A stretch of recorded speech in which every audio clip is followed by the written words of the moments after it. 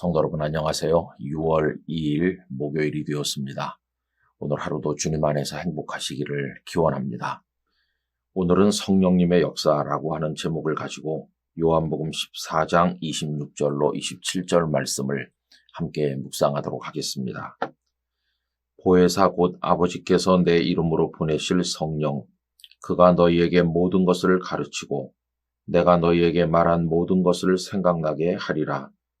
평안을 너희에게 끼치노니 곧 나의 평안을 너희에게 주노라. 내가 너희에게 주는 것은 세상이 주는 것과 같지 아니하니라. 너희는 마음에 근심하지도 말고 두려워하지도 말라. 아멘. 우리 성도들이 승리하는 신앙생활을 위해서 또 비단 신앙생활뿐만 아니라 인생을 승리하기 위해서 반드시 필요한 것은 성령님과 함께 하는 것입니다. 성령님께서는 우리에게 승리를 가져다 주시는 분이시죠. 여러분, 예수님께서 승천하신 이후에 제자들만 홀로 남겨진 것은 아니었습니다. 왜냐하면 성령님께서 임하여 오셨기 때문입니다. 성령님께서는 하나님 아버지의 영이시며 동시에 예수님의 영이시죠. 그러니까 예수님께서 승천하신 이후에도 제자들은 예수님과 함께 했다, 이렇게 말할 수가 있는 것입니다.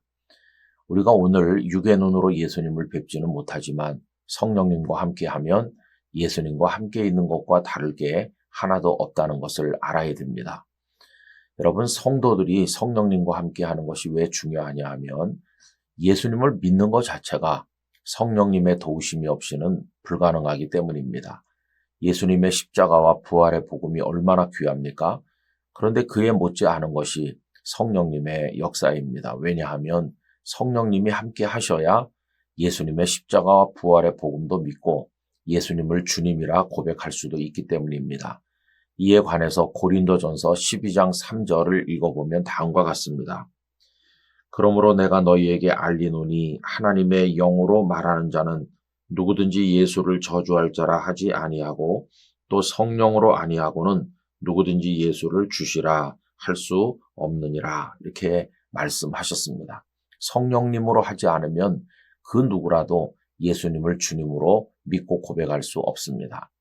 오늘 읽은 말씀은 예수님께서 십자가를 지시기 전 다락방에서 제자들과 함께 만찬을 잡수시는 자리에서 당신께서 떠난 이후에 성령님께서 임하실 것을 말씀하신 내용입니다. 자, 그러면 성령님께서는 성도들과 어떻게 역사하시고 도움을 주실까요? 우선 첫째로는 함께 하시는 것입니다. 성령님께서 함께 하신다.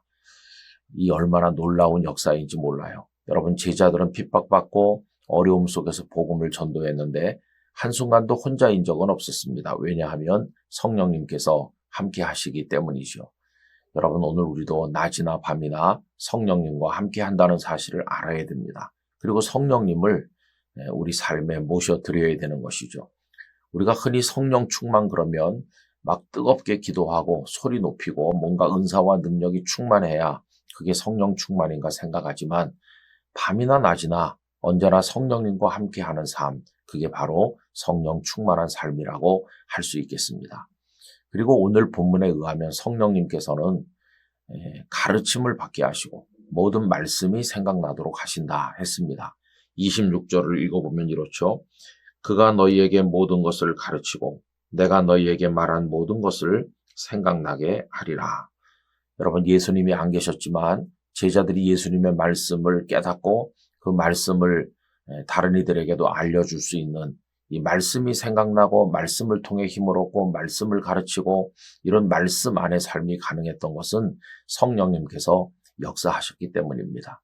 여러분, 교회는 말씀 위에 세워져 있는데 건강한 교회가 되기 위해서는 말씀 속에 역사하시는 성령님이 함께 하셔야만 하는 것입니다. 우리 개인도 마찬가지죠. 그래서 여러분, 성령님 안에서 지혜와 계시의 영이신 그 성령님의 도움을 통해서 말씀을 깨닫고 어려움 당할 때마다 말씀이 생각나고 말씀의 인도하심을 받아야 합니다. 그리고 또 오늘 말씀 보면 성령님은 우리에게 평안을 주신다 하셨습니다.